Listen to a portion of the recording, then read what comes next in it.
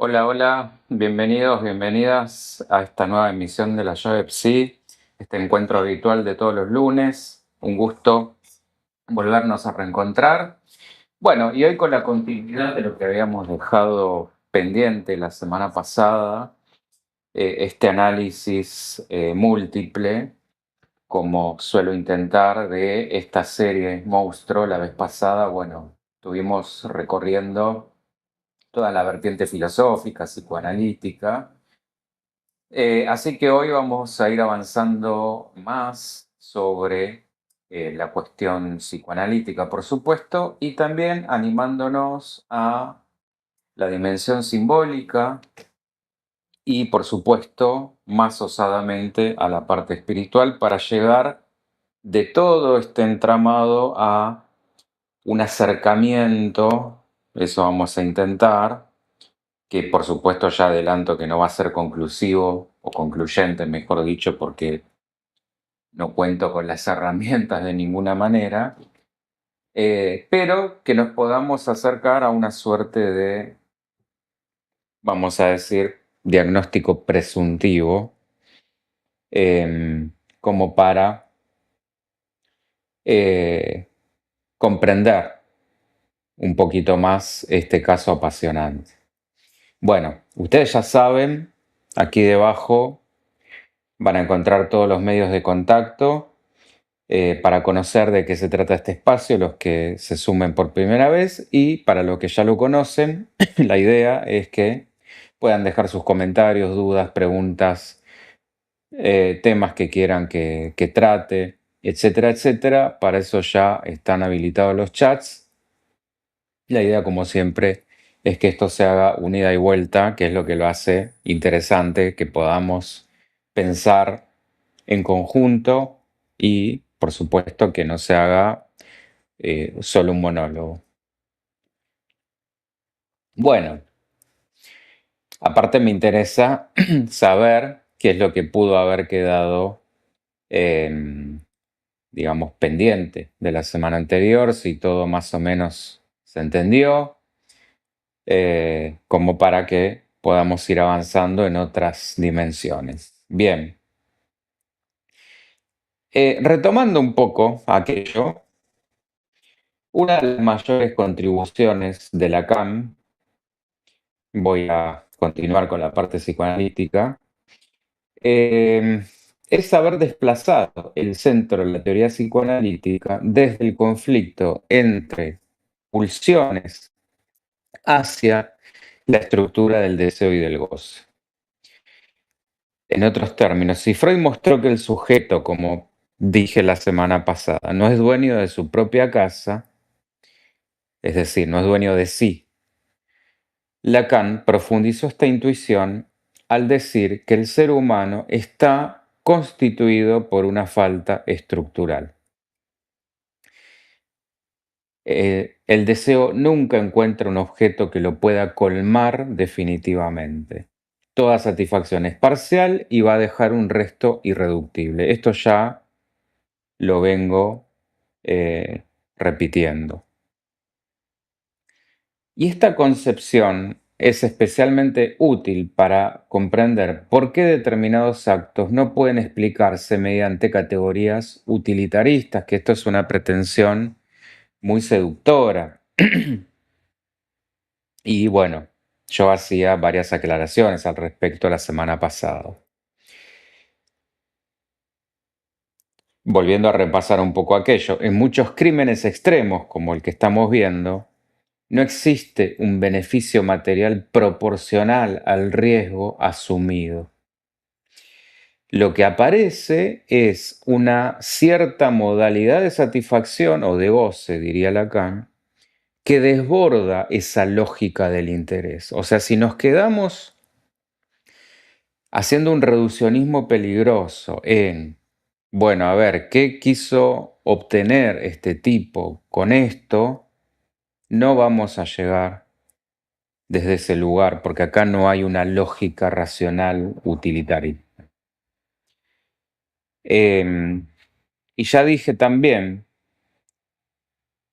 que Lacan llama precisamente goce a esa dimensión paradójica en la que este tipo de personas puede obtener una satisfacción incluso ahí donde también se produce sufrimiento.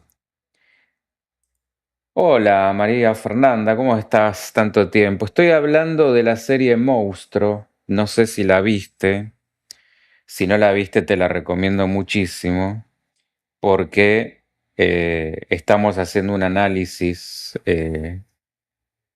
múltiple justamente para tratar de comprender ese tipo de cabecitas, cómo funcionan. La semana pasada ya hubo una parte uno donde, bueno, hice todo un análisis psicoanalítico y filosófico y hoy ya estamos continuando con eso, continuando con la parte psicoanalítica y me voy a meter en la parte más simbólica y espiritual. Así que bueno, igual, por supuesto, todas las preguntas que quieras, porque el tema se va a ir entendiendo más allá de que hayan visto o no hayan visto la serie, por supuesto que siempre es mejor porque uno cuenta con las escenas fresquitas. Sí, es muy fuerte, es tremenda. A ver, no en un sentido, lo dije la semana pasada, no en un sentido morboso, porque sí, sino porque, bueno, son cuestiones bastante intensas, pero que valen la pena porque están bien hechas y que son reales. Bueno, pero gracias igual por estar ahí, por sumarte. Bien, em, entonces, yo decía esto, que el goce, desde el punto de vista de Lacan, es esto que además de satisfacción, paradójicamente, ahí está el tema, produce sufrimiento, destrucción y exceso, por supuesto. Y en este punto también quiero hacer otra advertencia, porque sería un error decir que las acciones de este personaje llamado Ed Shane son una expresión directa de este tipo de goce.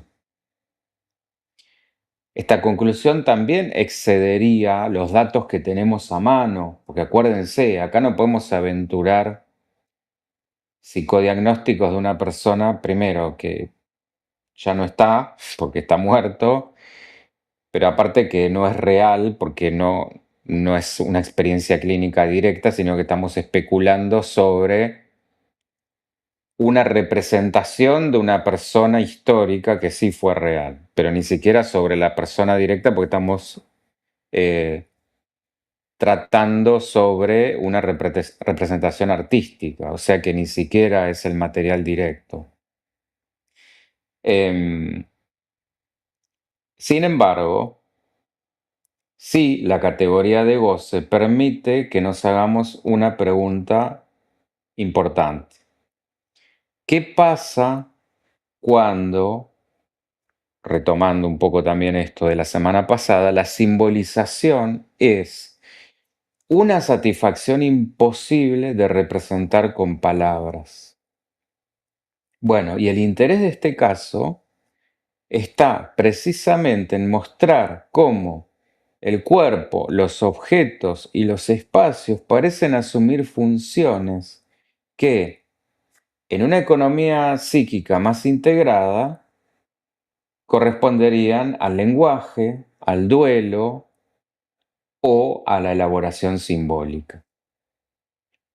Hola Ana, ya te extrañaba, hace mucho que... No, hace 15 minutos, hace poquito. Así que no te perdiste. Estoy retomando, repasando un poco lo que vimos la semana pasada, siguiendo con la cuestión psicoanalítica. Em, Ahí donde el símbolo fracasa, ¿qué pasa? Aparece el acto. El acto ocupa ese lugar. Esto es fundamental. Donde no hay palabra, hay acto. Y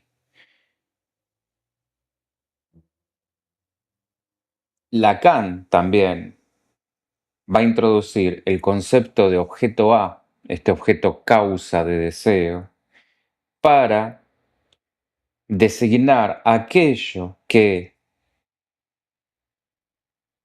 sin poder coincidir nunca con un objeto concreto, es lo que genera ese deseo. No es por eso, porque acá si vamos por la cuestión utilitarista, estamos perdidos. No es un bien que se pueda poseer. Esto es el resto de una pérdida constitutiva, vuelvo al comienzo, pérdida ya de antemano, pérdida estructural, la falta constitutiva a la que habla Lacan, que impulsa al sujeto a desear. Como ya venimos en falta, esto es lo que nos lleva a desear. ¿A desear qué? Tapar esa falta. Por supuesto que esto no se puede, pero ahí vamos como la ratita en la rueda. Y esta historia nos invita a pensar con todas las reservas metodológicas necesarias, lo vuelvo a recalcar, ¿qué pasa cuando el objeto perdido es tratado como si efectivamente se pudiera recuperar materialmente? Acá viene la cuestión. Por eso Shane desentierra a la madre y ahí la coloca como si en su delirio él creyera que tendría el poder de poder efectivamente resucitarlo. O por lo menos de tapar o negar esa pérdida. Em, Todas estas cuestiones, las exhumaciones que se ven, la conservación de los restos humanos, la preservación de la habitación de la madre, lo podemos leer justamente como intentos de negar esa imposibilidad de recuperar aquello que se ha perdido. Sin embargo, el psicoanálisis nos enseña que ningún objeto real puede suturar esa falta estructural. Y el intento de hacer esto, ¿a qué lleva? A una repetición interminable, donde el sujeto queda atrapado en una búsqueda que por supuesto está destinada al fracaso porque persigue una presencia que ya no pertenece al orden de lo recuperable. Y en este punto, la tragedia de Jane no no está únicamente en la pérdida de la madre, sino en la imposibilidad de aceptar que toda pérdida inaugura una ausencia que ningún objeto puede tapar o puede colmar. Para hacerlo más fácil, el drama acá no es la muerte en sí, sino la imposibilidad de simbolizarla. Por eso decíamos la semana pasada que el punto de inflexión es cuando la madre muere, porque ahí se derrumba todo el universo simbólico de este personaje. Personaje lo digo por la serie, ¿no? Persona en el registro histórico real. Y ahora vamos a seguir con la parte filosófica y empezar a meternos en la simbólica.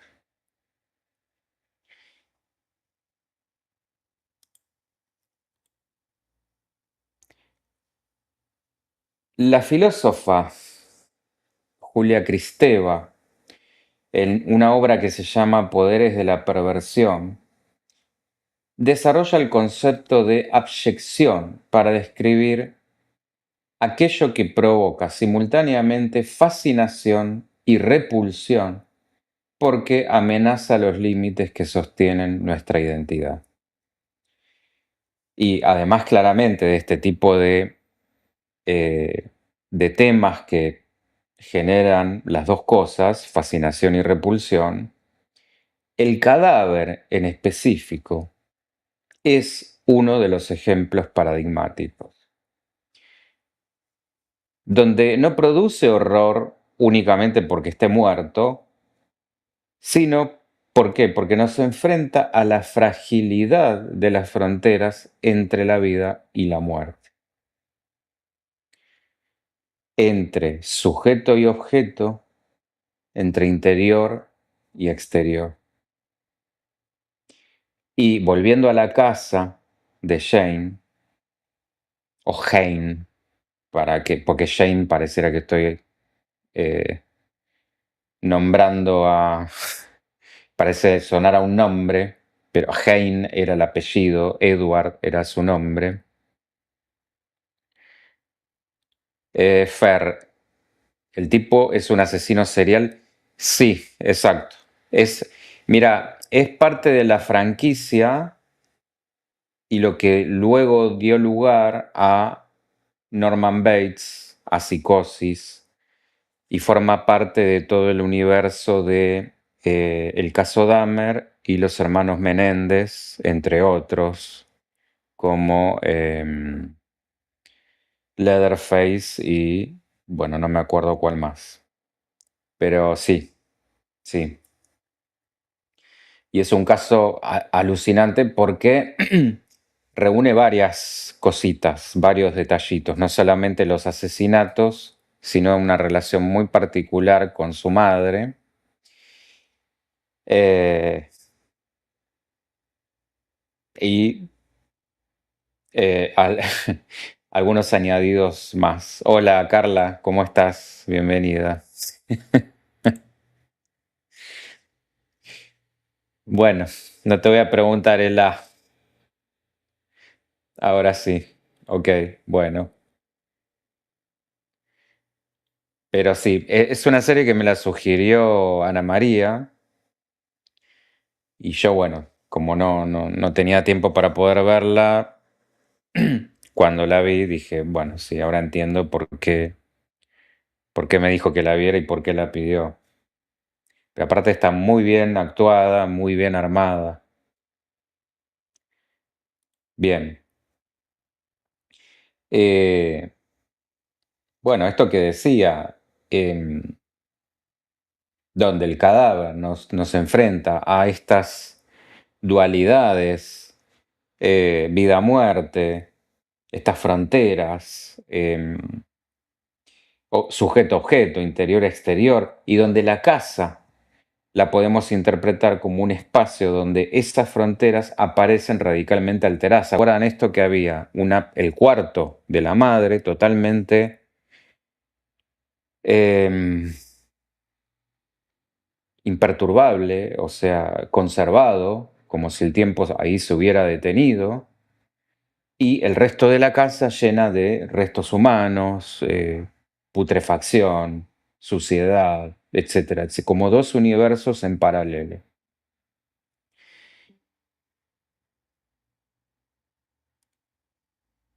Y donde estos objetos domésticos hechos con restos humanos, estas habitaciones, o esta habitación, mejor dicho, congelada en el tiempo, y la convivencia cotidiana con todos esos restos del cementerio, van formando un universo en el que distinguir entre lo familiar y lo extraño, acuérdense de la definición de lo siniestro de Freud, se vuelve inestable, por decirlo elegantemente. Y esta descripción todo el tiempo está como conversando con ese concepto freudiano de lo siniestro, aquello que debería permanecer oculto y vuelve bajo una forma inquietante. Entonces, si esto lo miramos desde esta perspectiva, el horror no está solamente en los actos, en los asesinatos, sino en el colapso de categorías fundamentales para la experiencia humana. La casa deja de ser un refugio, deja de ser un hogar, el cuerpo deja de ser límite, el duelo deja de ser elaboración. Todo eso que organizaba el mundo simbólico está trastocado, totalmente deformado. Y ahora ya sí, metiéndonos con la psicología analítica de Jung, nos aporta otra vía de interpretación interesante. Porque Jung, ¿qué va a decir? Que el inconsciente colectivo justamente se va a mostrar mediante arquetipos, que son estas imágenes fundamentales que van a organizar la experiencia humana. Uno de esos, por supuesto, es la Gran Madre. Figura, como todo arquetipo, que tiene dos caras.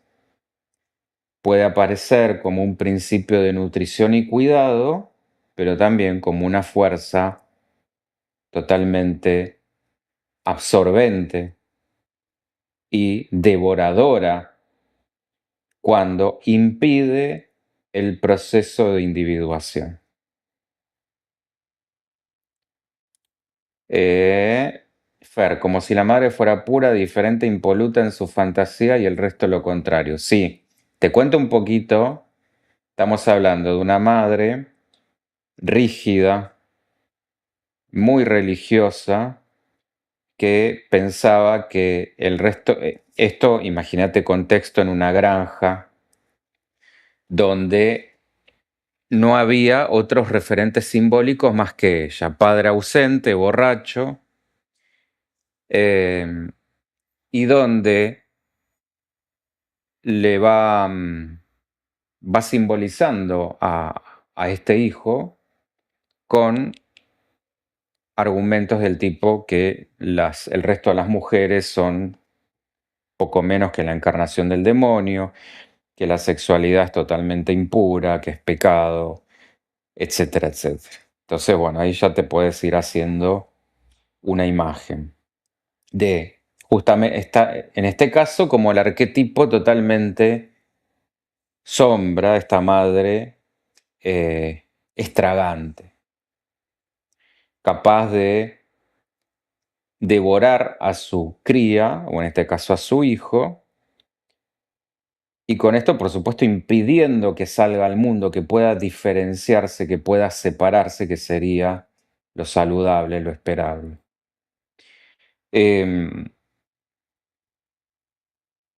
Ahora, igual, salvo la aclaración, porque tampoco trato de identificar a Augusta, así se llamaba la madre, con un arquetipo que lo tomemos en sentido literal. Es decir, los arquetipos no describen personas concretas, sino patrones simbólicos que toman formas extremas o formas particulares en cada biografía. Pero, de todas formas, el caso sí nos permite pensar cómo una relación marcada por una dependencia extrema puede adquirir resonancias con la imagen de una maternidad que no deja espacio para la separación. Fer, claro, muy parecida a psicosis. Sí, es que esto en realidad, mira, no sé si tomarlo como una precuela, es decir, cómo llegamos al sujeto de psicosis, que es, sí, creo que va por ahí porque tiene todo el sentido. Es decir, que entendamos todo el contexto que después dio lugar al tipo de psicosis. O, mejor dicho, cómo el de psicosis se inspiró en este caso. Porque, de hecho, hay varias referencias, hay como guiños a psicosis, entre otras. Em, bueno, y Jung, ¿qué va a decir? Que El proceso de individuación exige confrontar la sombra, es decir, todo aspecto rechazado o desconocido de la personalidad. Cuando esta integración fracasa, la sombra desde ya que no desaparece, sino que vuelve bajo formas proyectadas, compulsivas o destructivas. Acá el monstruo adquiere una dimensión nueva. No es simplemente lo que podríamos pensar como el mal moral, sino la irrupción de aquello que la conciencia no pudo integrar. El horror que despierta Ed viene también de esa condición especular. Nos obliga a reconocer que la subjetividad humana tiene zonas oscuras que, si las negamos, no se van, no las eliminamos, sino todo lo contrario.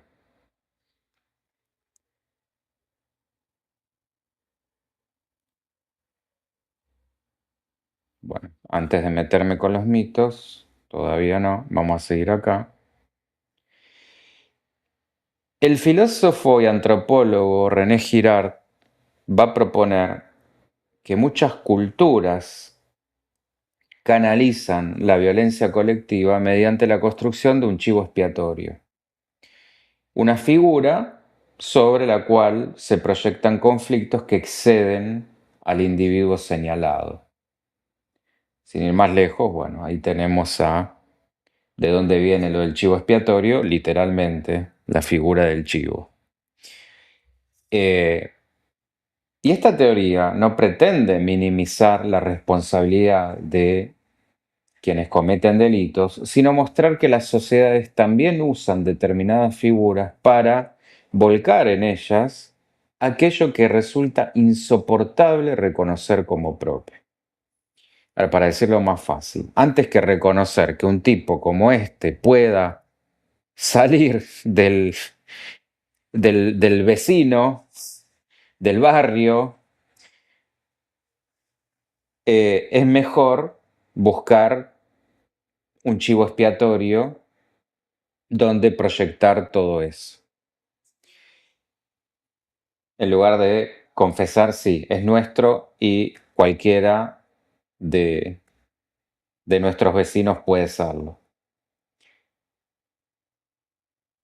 Y en ese sentido, esta fascinación que siempre está por este tipo de figuras no se puede reducir al interés histórico, porque su figura funciona como un símbolo del mal absoluto.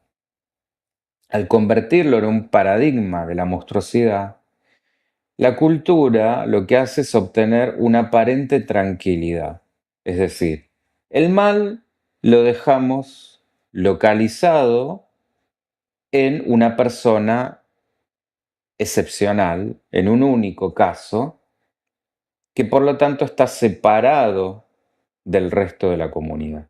Como decir, bueno, esto es una aberración, es una anomalía, es un caso entre millones y que pasan cada mucho tiempo.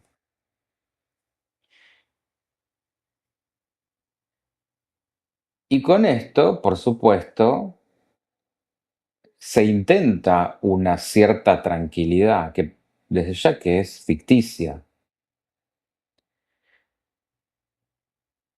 Y tanto el psicoanálisis como la filosofía contemporánea cuestionan desde ya esta comodidad.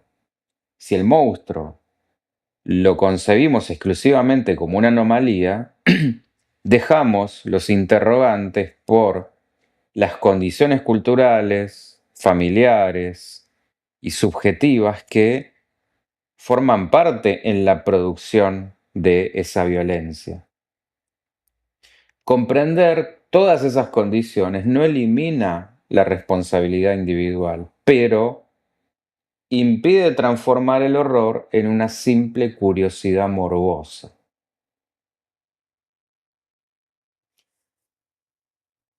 Es decir, si no entendemos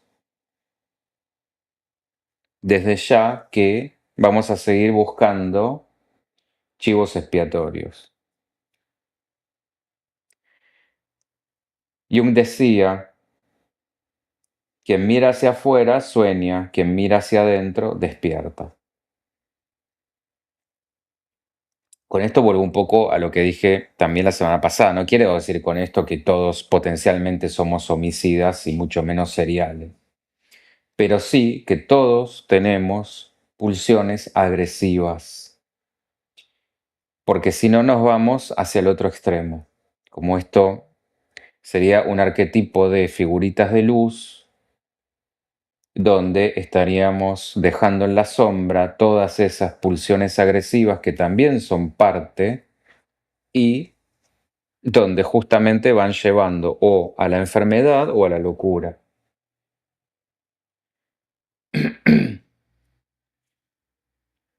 O a ambas. O a este tipo de actos. En casos particulares, siempre teniendo en cuenta todo una serie de variables adicionales, ¿no? Ahora, ¿qué pasa con lo espiritual? Bueno, las tradiciones espirituales van a coincidir con lenguajes diferentes, pero van a coincidir en afirmar que la existencia humana requiere una relación que trascienda el aislamiento narcisista. En el cristianismo, esa relación se expresa como apertura al prójimo y a Dios. En el budismo, como superación del apego, que es lo que genera sufrimiento.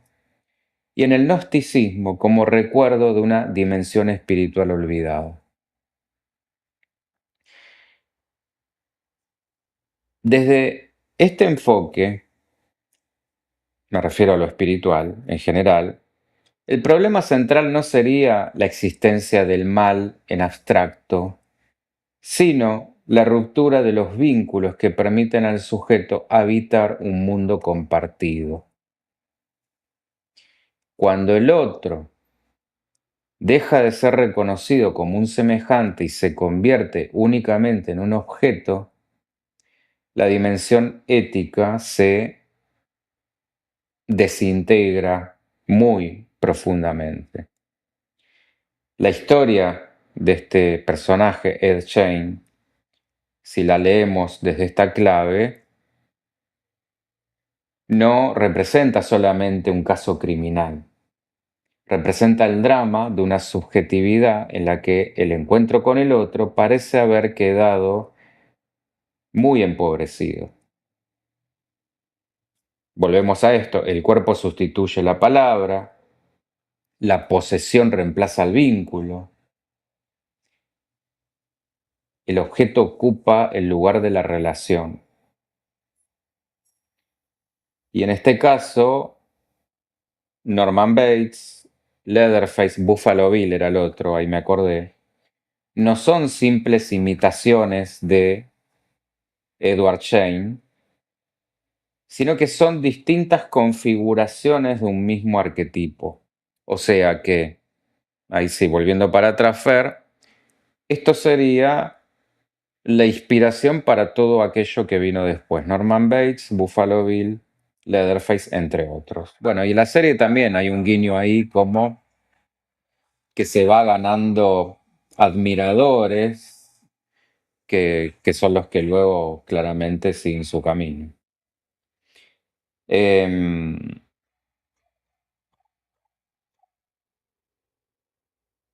entonces, todo esto va configurando como distintas versiones de un mismo arquetipo, y donde el cine, la literatura y la televisión transformaron su figura en una representación moderna del monstruo.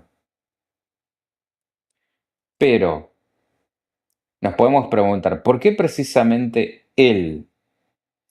¿Qué elementos de su historia resuenan con tanta fuerza en el imaginario colectivo? Bueno, y ahí quizá la respuesta no la tengamos que buscar solamente en la criminología o la psiquiatría. Y ahora sí, nos metemos en la cuestión mítica.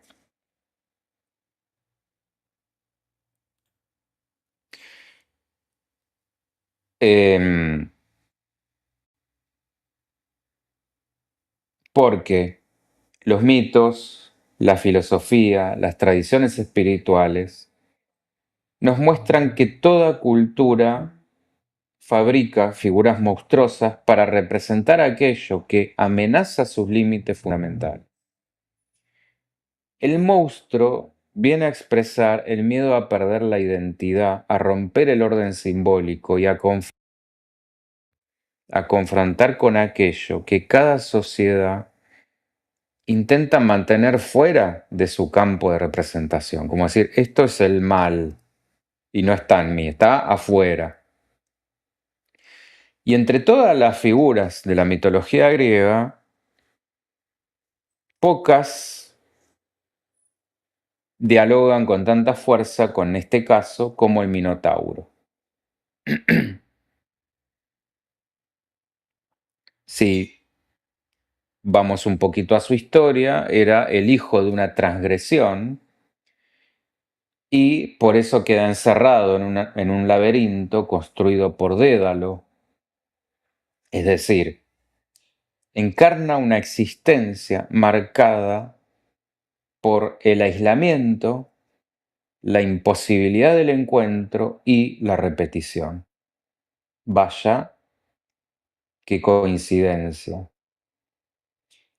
No es simplemente un monstruo violento que podamos pensar como una bestia, más que eh, como una criatura dotada de un psiquismo, sino que es un ser condenado a habitar un espacio del que no puede salir. Vuelvan a pensar en estas referencias de el dogma religioso, el aislamiento por el contexto donde fue criado, donde por ahí el vecino más cercano nos estaba a kilómetros, donde no había otros referentes con los cuales poder tener otras miradas, otras voces, todo pasaba por la madre. Desde una lectura, y bueno, claramente la casa, ¿no? Esa parte más que como prisión que como lugar de cobijo.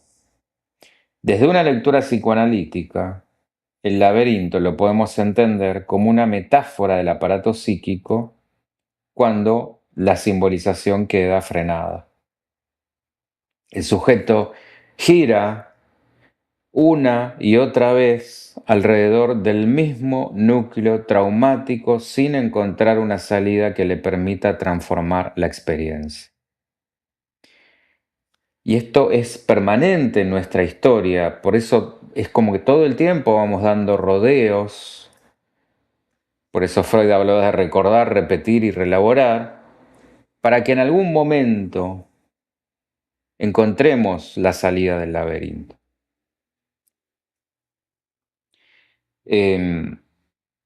Y cada pasillo va a llevar nuevamente al centro. La casa de Ed parece reproducir esta misma lógica. No es únicamente un lugar físico, era un espacio organizado alrededor de una sola habitación, que ya saben de quién, preservada como santuario, que siempre estaba ahí, muerta, pero presente, muy presente, observando todo y por supuesto teniendo hasta conversaciones con él. Ana, perfecto este concepto que expresas, la proyección y el aislamiento de las pulsiones, actos, sentimientos, necesidades, etc. Es que, a ver, no lo digo yo, lo dice Jung. Y de alguna otra manera también lo podemos, esto es el famoso mecanismo de proyección del que habla Freud. Lo que pongo afuera es justamente lo que debe ser transformado, porque si no, y esto lo aprendemos ya desde muy chiquitos, cuando somos niños y, no sé, vamos corriendo, nos tropezamos con una mesa, lo primero que decimos es mesa mala, no. Hay un acto de apropiación y decir, oh, bueno, sí, ha sido mi responsabilidad, me tengo que hacer cargo de ser un poco más prudente y no llevarme las cosas por delante, prestar más atención. Eso viene después, en el mejor de los casos, ¿no? Pero si esto se va instalando, va a ser mesa mala, mundo malo, jefe malo, mamá mala, pareja mala. La maldad está afuera. Eh, Eso en el caso de la proyección, ¿no? En el caso de la negación, por supuesto, esto nunca se lo reconoce. Es preferible, como bueno, esto que estamos viendo, recuperar el objeto como sea, negar la pérdida y fingir que sigue estando ahí. Em, bueno, y justamente donde todo el resto de la casa estaba como como si fuera como si ella fuera un satélite o esta habitación fuera un satélite y todo lo demás orbita alrededor de ella o de esa presencia ausente. Ahí fíjense qué maravilloso esa paradoja. En términos simbólicos, fíjense que el centro del laberinto no era el monstruo, sino el objeto perdido. Y acá aparece una diferencia importante con el mito griego. En el relato clásico, ¿qué pasa? El Minotauro está encerrado por otros. En este caso, el encierro parece haber sido progresivamente construido por él mismo. Él se va encerrando en ese mundo. Pero en ambos casos, el espacio deja de ser un simple escenario para convertirse en la expresión material de una organización psíquica. Si vamos a otro ejemplo, la tradición bíblica, ¿qué hace? Nos presenta a Caín como el primer homicida.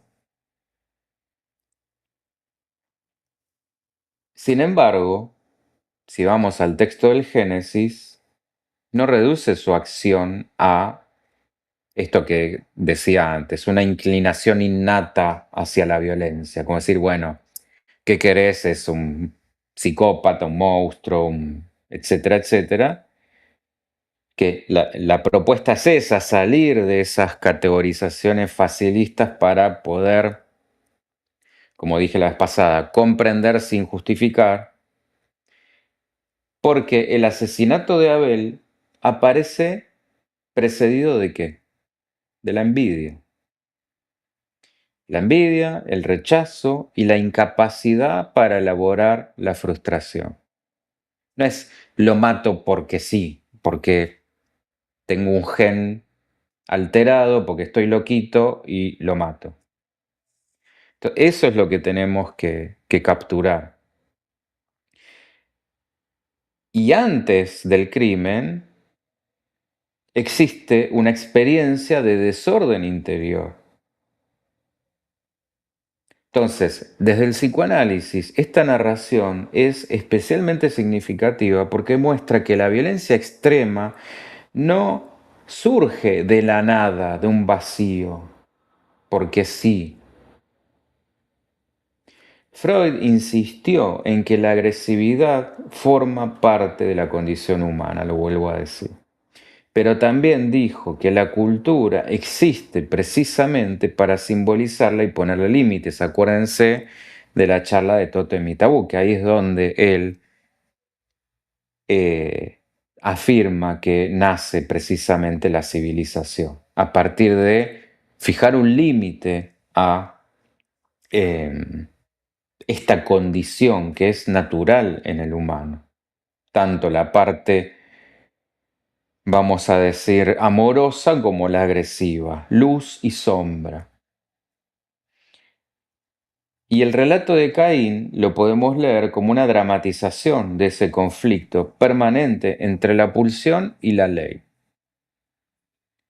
De todas maneras, la figura de Ed nos trae un matiz distinto. Mientras Caín lo mata a su hermano, Cain parece orientarse hacia una relación profundamente alterada con los cuerpos y con la muerte. El centro de su historia no es la rivalidad fraterna, es decir, a quién quiere más Dios o a quién es su preferido, sino la imposibilidad de elaborar una pérdida. Y ambos relatos hablan del mal, pero desde configuraciones simbólicas distintas, que esto es lo que me parece interesante para que pensemos. Si nos vamos a Cronos, este dios bastante, también, si hablamos de homicidas, Cronos era quien devoraba a sus hijos para impedir que alguno de ellos lo destronara, porque esto estaba profetizado por el oráculo.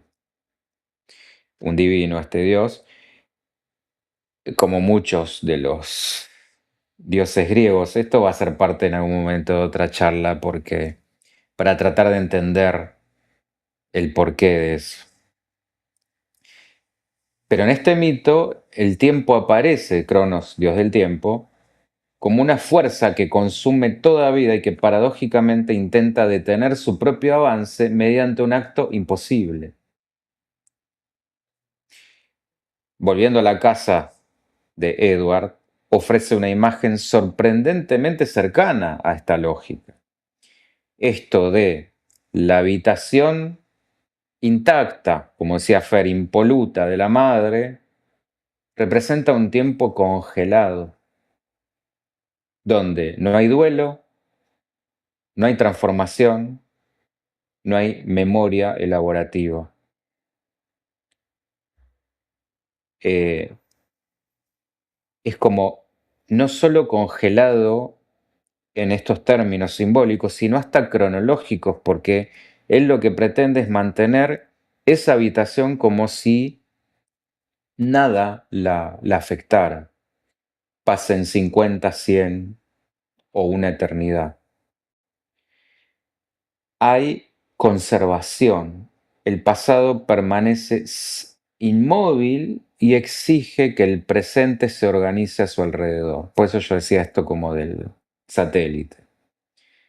El sujeto sí, él continúa viviendo cronológicamente, pero psíquicamente queda fijado a un momento que nunca logra abandonar. Y esto es muy gráfico lo que pasa, por ejemplo, en un trauma donde hay una parte de uno que quedó anclada en una cierta edad o una cierta fecha. Por ahí, en muchos aspectos, hemos madurado, hemos avanzado, hemos crecido y en otros quizá tenemos emocionalmente, no sé, 8 años. ¿Por qué? Porque nunca salimos de ahí. Entonces, en este punto, la verdadera prisión de Heine no sería únicamente la granja familiar, sino una temporalidad que no avanza. Está siempre en el mismo tiempo y en el mismo lugar. Volviendo a la tradición bíblica, Leviatán simboliza justamente las fuerzas caóticas que amenazan el orden de la creación. Y no es simplemente un monstruo marino, sino aquello que desborda las categorías humanas y pone en riesgo la estabilidad del mundo. La monstruosidad de hoy conserva algo de esta función. Los grandes criminales producen una sensación de ruptura del orden simbólico. Parecen introducir un exceso que desafía nuestra necesidad de comprender racionalmente la conducta humana, que, lo vuelvo a decir, no va por lo racional. Le pueden dar 1.000 millones de vueltas de lo racional que no es por ahí. Y esa misma reacción revela una paradoja. Cuanto más intentamos expulsar al monstruo afuera de la humanidad, de lo humano, menos comprendemos las condiciones que hicieron posible su aparición. Entonces, acá, volviendo a la filosofía de Foucault, toda sociedad produce figuras de exclusión para delimitar aquello que considera normal. El monstruo, si lo pensamos así, cumple una función política y cultural. Permite definir, por contraste, aquello que la comunidad acepta como humano.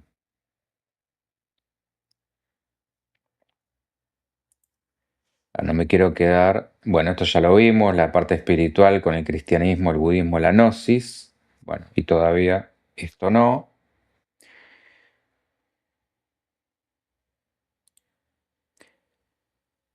La alquimia fue mucho más que una búsqueda de oro. Ya hemos tenido también un par de charlas al respecto.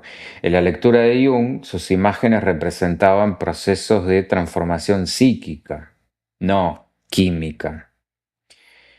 Lo que él llamaba la nigredo, que es la fase de putrefacción, simboliza el momento en que las estructuras antiguas se desintegran para permitir el surgimiento de una nueva organización. Ana, exactamente sobreviven en cada individuo las distintas etapas vitales y a veces se superponen u oponen excesivamente. Tal cual. Y el duelo comparte parcialmente esta lógica. Toda pérdida importante nos obliga ¿a qué? A atravesar una desorganización temporal antes de reconstruir una nueva relación con el mundo. Si ese proceso se ve interrumpido, la transformación queda suspendida, o sea, no hay alquimia posible. Entonces, si lo pensamos desde esta óptica, la historia de Heine la podemos leer como una transformación que nunca se llegó a completar. La muerte estuvo presente, pero no produjo una nueva forma de vida psíquica. Parecería ser que no es que una parte de él murió con la madre, pero en la no aceptación de esa muerte es como si nunca aceptó que la madre efectivamente ya no estaba y si había si ya venía con algún anclaje simbólico complicado, bueno, esto terminó de desestabilizar la mesa. Quedan fuera de tiempo con tus discursos mis opiniones. No, bueno, pero sí, es lógico, Ana. A medida que uno va escuchando, va pensando y no pasa nada. Es la idea. Em,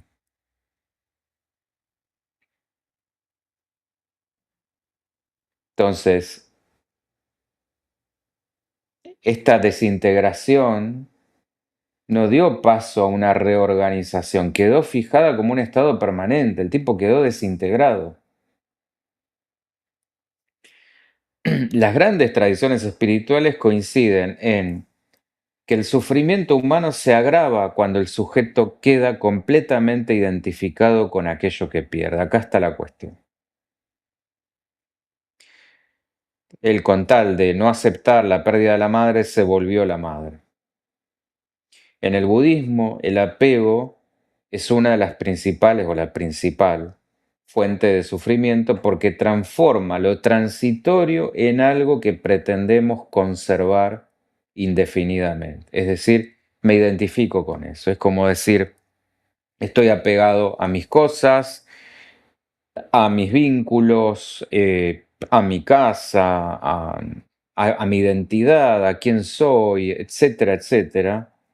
Ahí estoy identificado. Entonces, mientras no salga de ahí, esto genera apego, por supuesto, genera sufrimiento. ¿Por qué? Porque nadie quiere perder aquello que siente que es. Que distinto es tener. Otra es me identifico como si fuera eso. Porque la práctica espiritual no es que proponga eliminar, por ejemplo, el amor, sino aceptar la impermanencia como condición de toda existencia. Nada es para siempre, nada se mantiene fijo. La fijeza inevitablemente lleva a la ruina. Piénsenlo esto en términos de certeza psicótica. Cuando yo me rigidizo en una idea, y quedo en ese laberinto del Minotauro del que no puedo salir. Y el cristianismo, por su parte, va a poner en el centro la experiencia ética en la relación, o mejor dicho, la relación con el otro. El pecado no se reduce a la transgresión de una norma, implica también la ruptura del vínculo. Pensemos en la traición, por ejemplo. Cuando el otro deja de ser reconocido en su dignidad y se convierte en un objeto disponible para el propio deseo, la dimensión espiritual se empobrece profundamente. Y la gnosis aporta otra imagen sugerente. El ser humano vive en un estado de olvido de sí mismo y necesita recordar su verdadera condición para liberarse. Sin forzar analogías, podemos decir que la historia de Jane o Jane nos muestra cómo una subjetividad puede quedar progresivamente encerrada en un mundo donde la relación con los otros pierde su carácter simbólico y ético. Ana, Norman Bates decía, mientras esperaba su juicio, verán que yo no soy capaz de matar una mosca. Es mi mamá. Bueno, sí, más claro, más gráfico imposible. Pero es que ahí está el tema. Hay un convencimiento genuino en eso. Es decir, estos tipos no pueden, volviendo a Lacan, gozar de otra forma. Entonces, en su muy particular lógica, por eso es importante comprender esa lógica, porque son coherentes a su lógica. Por supuesto que, bueno, hay todo un aparato simbólico que está totalmente desintegrado.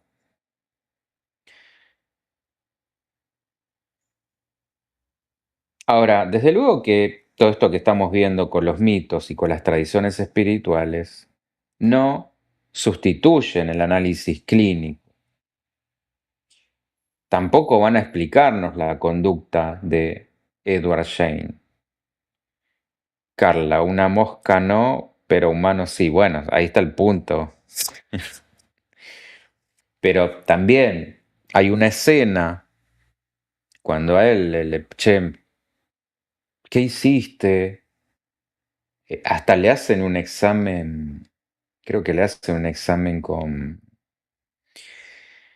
ay, no me acuerdo cómo se llama esto, el que, para detectar si está mintiendo. Y el tipo lo pasa. O sea, está convencido. Eh, Él se ve incapaz de hacerlo.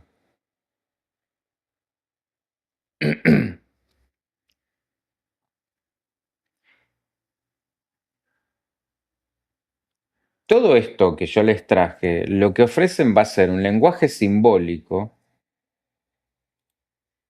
para comprender por qué determinadas historias adquieren una resonancia cultural que trasciende el ámbito de la criminología y a las que le tenemos que dar espacio. Polígrafo, ahí me acordé, el aparato este que se utilizaba para evaluar la mentira verdad. Em, Es decir, el monstruo no representa solamente al criminal, representa el temor permanente a que la identidad, el lenguaje, el cuerpo, el tiempo y el vínculo con el otro puedan desorganizarse. En ese punto, Ed continúa siendo una figura inquietante, como muchas otras, porque encarna de manera extrema preguntas que pertenecen a toda condición humana. ¿Qué nos sostiene como sujetos? ¿Qué pasa cuando el duelo fracasa? Porque ahí, bueno, en el mejor de los casos, estamos hablando de un duelo patológico, una melancolía que igual es un cuadro espantoso, pero acá tenemos otra perspectiva, otra salida. ¿Cómo se reconstruye una identidad después de una pérdida? ¿Y qué papel juegan la cultura y la simbolización para impedir que el vacío sea ocupado por la violencia? Y desde ya que el psicoanálisis ni ninguna de las articulaciones que hice acá ofrece una explicación completa de todos estos acontecimientos, tampoco pretende absolverlos. El aporte me parece que es mostrar que incluso los actos más perturbadores emergen en una historia singular y que entender esa historia no equivale a justificarla. La responsabilidad ética permanece intacta, pero se enriquece cuando renunciamos a pensar el monstruo como una entidad ajena a la humanidad. Esto que hablábamos de, bueno, es un caso único al que hay que aislar y está afuera. Es una amenaza que viene del exterior como si fuera un horror cósmico al estilo Lovecraft. No, lo más tenebroso es lo siniestro y que es lo familiar muchas veces. Porque justamente es lo que, de donde no lo esperamos, lo que no vemos venir, lo que emerge de nuestra propia constitución. Entonces, quizá por esto Ed continúa ocupando un lugar privilegiado en el imaginario contemporáneo, no porque encarne esta alteridad absoluta, sino porque pone en escena una posibilidad límite, la de una subjetividad que, cuando es incapaz de elaborar la pérdida y de sostener la mediación simbólica, intenta reconstruir como sea materialmente aquello que solo puede ser tramitado mediante el lenguaje, el duelo y el vínculo con los demás. Bien, ahora sí vamos a las conclusiones.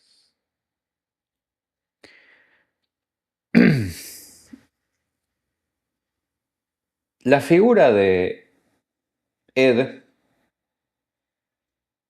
va a quedarse en la memoria cultural no solamente por la naturaleza perturbadora de lo que hizo, sino porque condensa una serie de preguntas que atraviesan la historia humana desde el principio de los tiempos.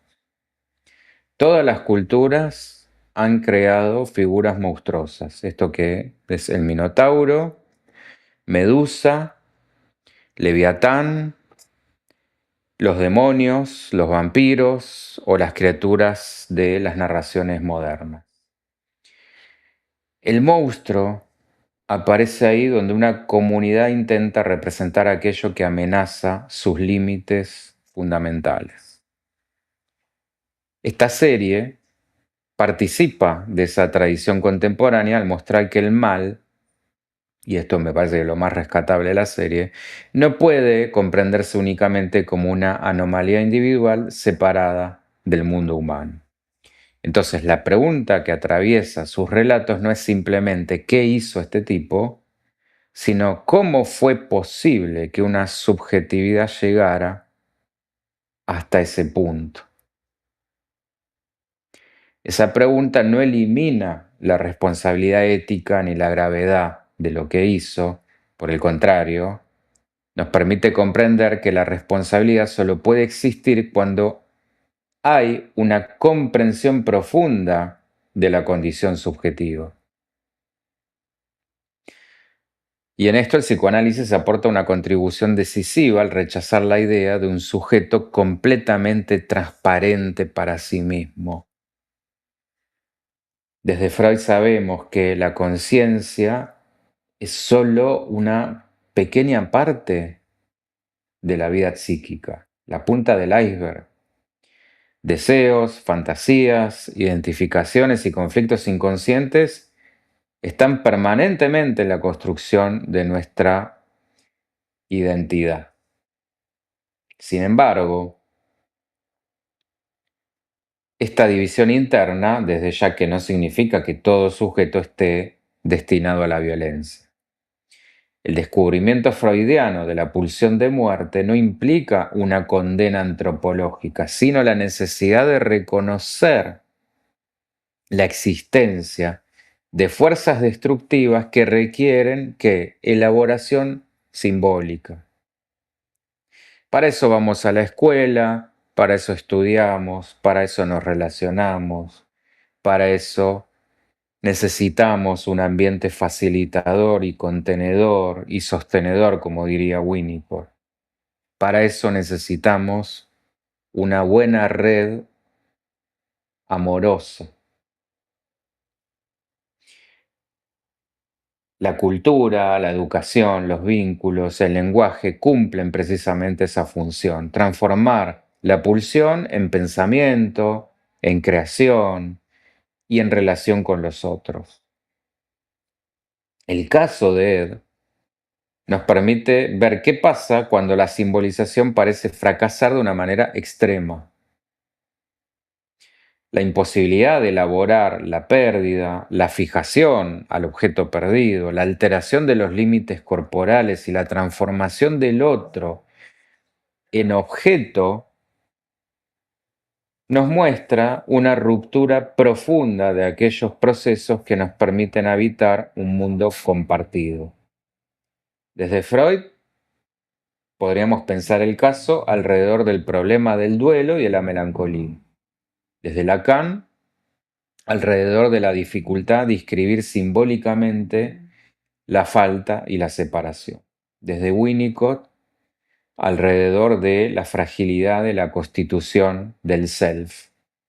Desde Klein, alrededor de las dificultades para integrar ambivalencia y pérdida.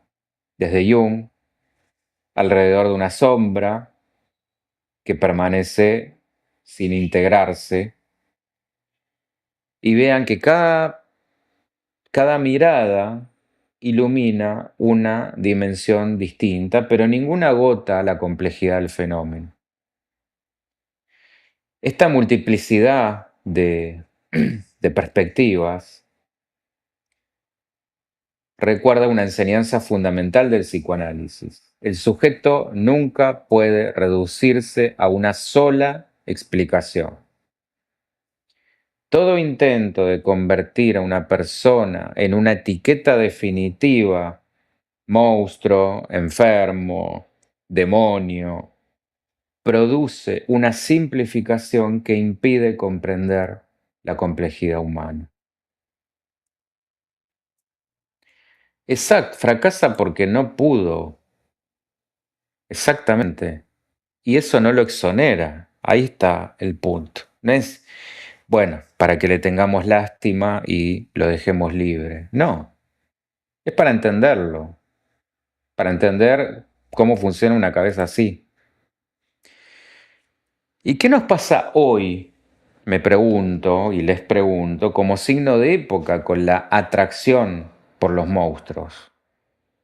Porque la enorme popularidad de este tipo de contenido nos plantea otra cosa. ¿Por qué la sociedad de hoy se siente atraída por aquello que dice que rechaza? Bueno, un poquito de esto ya anticipé, la respuesta no la podemos reducir al morbo. Existe algo mucho más profundo. Freud mostró que lo reprimido vuelve. Lacan señaló que el sujeto se constituye alrededor de una falta. Jung afirmó que aquello que no es integrado también vuelve como sombra. Entonces, desde distintas ópticas, los tres coinciden en una idea central.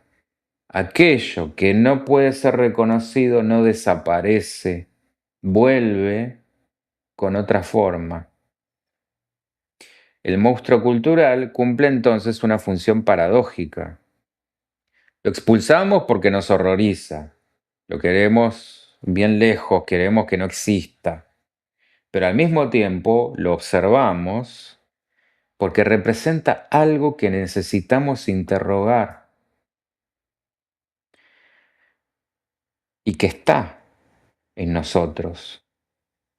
Ya expliqué cómo este filósofo Slavoj Žižek nos muestra que las sociedades modernas suelen localizar el mal en figuras individuales excepcionales para evitar examinar las condiciones simbólicas y sociales que producen esos fenómenos. Entonces, convertir al monstruo en una excepción absoluta nos da confort, tranquilidad, alivio, porque si el mal pertenece únicamente a personas extraordinarias, entonces la normalidad queda protegida de alguna manera. Pero el psicoanálisis pone ahí una incomodidad mayor. El monstruo no es totalmente otro, es una posibilidad límite de lo humano. Volvemos a lo siniestro. La mayoría de los abusos son intrafamiliares.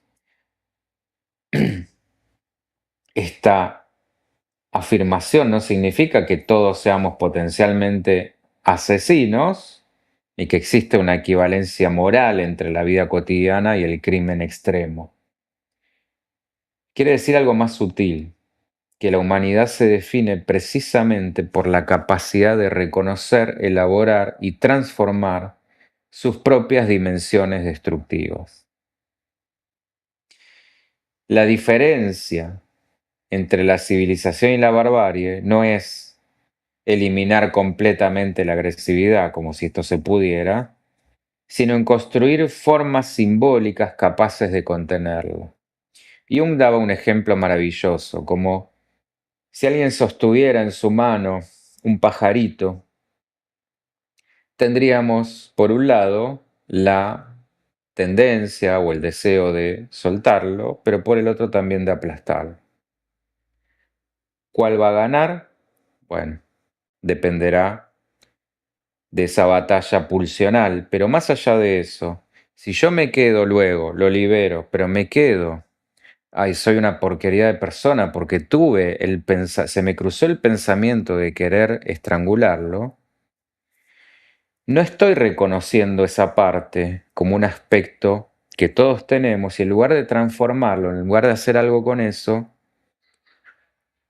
lo trato de extirpar como si fuera un veneno. No, como yo, ser de luz, voy a ser capaz de haber tenido ese impulso. Pero sí, eso está. Lo que cuenta es en definitiva lo que decido hacer y no lo que esa pulsión de muerte metió la cola en ese momento. Carla, todo vuelve para cuestionarnos nuestro propio límite, tal cual, tal cual. Em,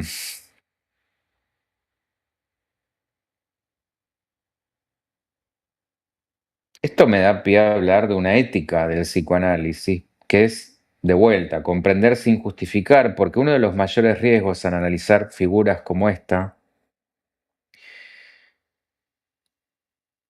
es confundir comprensión con disculpa. El psicoanálisis no propone una reducción del sujeto a sus determinaciones infantiles, como decir, bueno, ¿y qué querés? ¿Viste dónde se crió? ¿Viste lo que era la madre? Etcétera, etcétera, etcétera. Si así fuera, desaparecería toda responsabilidad ética. Por el contrario, Lacan va a decir que el sujeto debe responder por su posición frente a su deseo. Por su posición frente a su deseo. Comprender la historia de un sujeto no significa negar la responsabilidad por sus actos. La ética psicoanalítica no es una ética del castigo ni una ética de la inocencia absoluta. Es una ética de la responsabilidad subjetiva. Y esto es muy importante en una época donde existen dos tendencias opuestas. Por un lado, la demonización absoluta,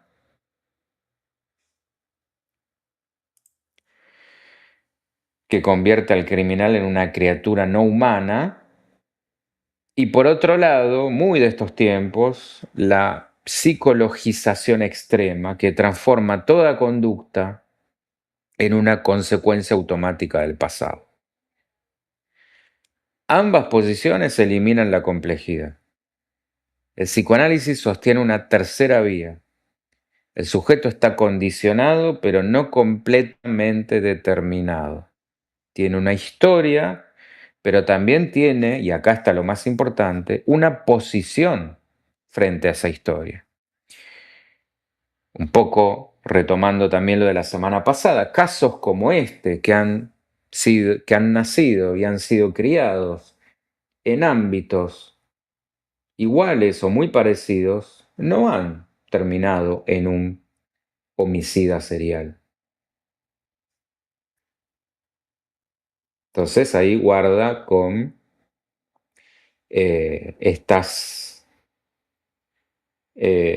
estos reduccionismos facilistas.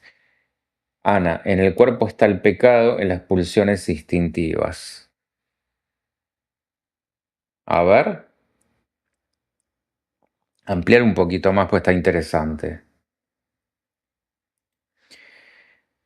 Y desde las tradiciones espirituales se han formulado durante siglos una pregunta similar. ¿Qué pasa cuando el ser humano pierde la conexión con aquello que lo vincula con otros seres? Otros seres humanos, otros seres en general.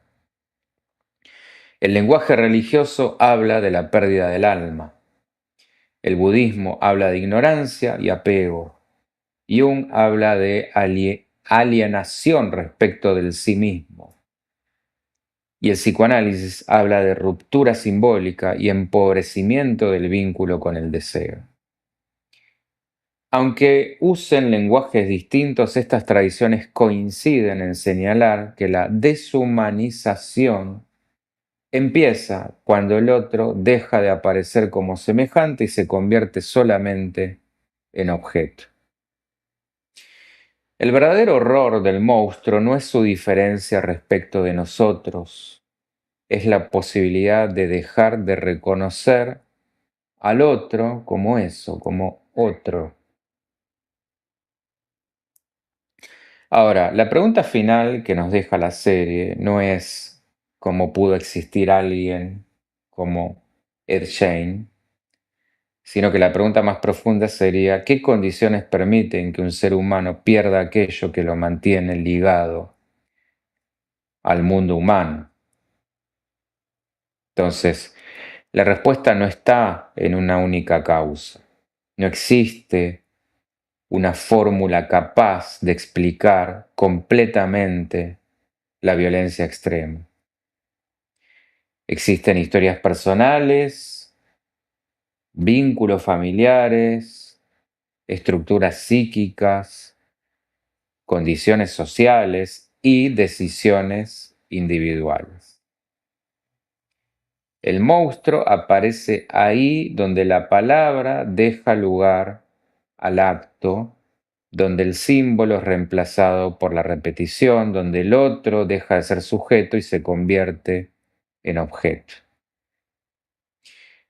Pero precisamente por eso es que el estudio de este tipo de casos tiene valor, porque recuerda la importancia del lenguaje, del vínculo y de la capacidad humana de transformar el sufrimiento en significado.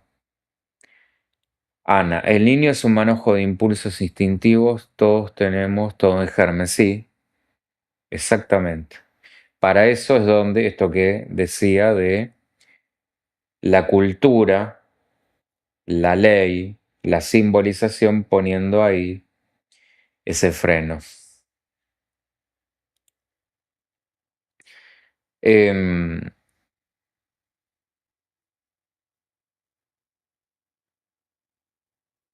ahora, esta figura continúa inquietando porque nos obliga a mirar aquello que preferimos negar. Y no porque, lo digo una vez más, revele que todos somos monstruos, sino porque muestra que la humanidad no está garantizada automáticamente. Debe construirse y debe sostenerse cada día mediante la relación con los otros, la elaboración del deseo y la aceptación de nuestros propios límites. El monstruo, finalmente, no es solamente aquel que vive fuera del orden humano. Es la figura que nos recuerda por qué necesitamos ese orden. ¿Está? ¿Dudas, preguntas, comentarios?